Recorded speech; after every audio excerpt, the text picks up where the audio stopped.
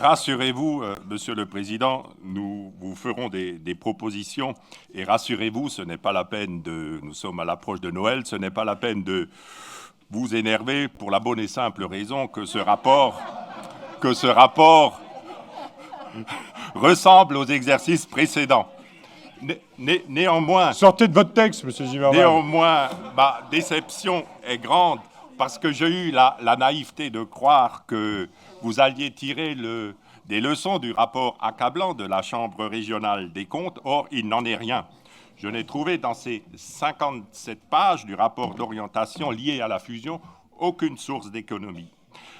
Parlons proposition, parce que dans ce rapport, vous éludez la baisse nécessaire des dépenses de fonctionnement qu'attendent nos concitoyens, qui sont pourtant indispensables pour envisager une baisse de la fiscalité régionale, notamment sur les cartes grises, qui, je rappelle une nouvelle fois, ont augmenté de 15% pour l'automobiliste alsacien. C'est le cadeau de Noël, sans doute, du président alsacien pour les habitants du Haut-Rhin et du Bas-Rhin. Vous fixez la TICPE à son maximum, faisant subir aux automobilistes un véritable matraquage fiscal.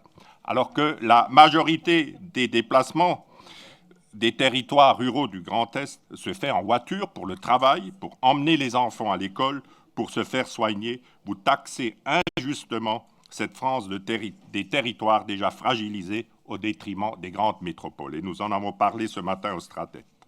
Augmentation de la carte grise, de la TICPE à son maximum, c'est la réponse de la région Grand Est aux gilets jaunes et à la lutte qu'ils ont menée depuis plus d'1 an.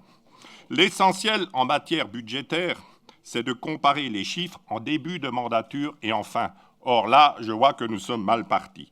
Concernant l'évolution du volume de la dette, page 22 du rapport, il passe de 2,315 milliards d'euros à 2,415 milliards d'euros, soit 100 millions de dettes supplémentaires sur la période de 2015 à 2019 que la majorité régionale laissera aux générations futures.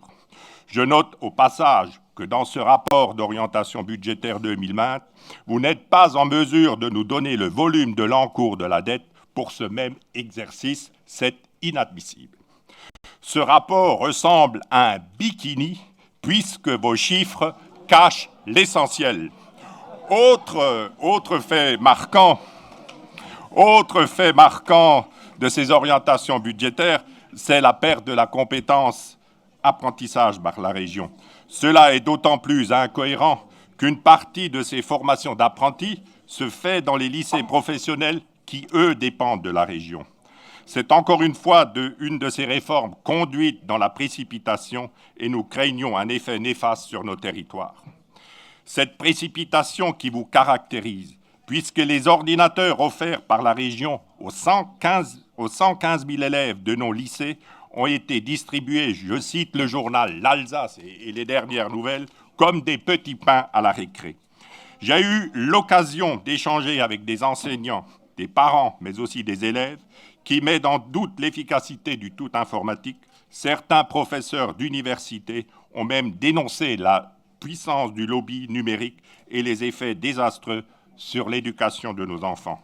En tant qu'opposant à votre politique, je pourrais me réjouir de cet échec, mais cela nous attriste profondément parce qu'il s'agit de l'échec de ce que nous avons de plus cher, l'éducation de nos enfants.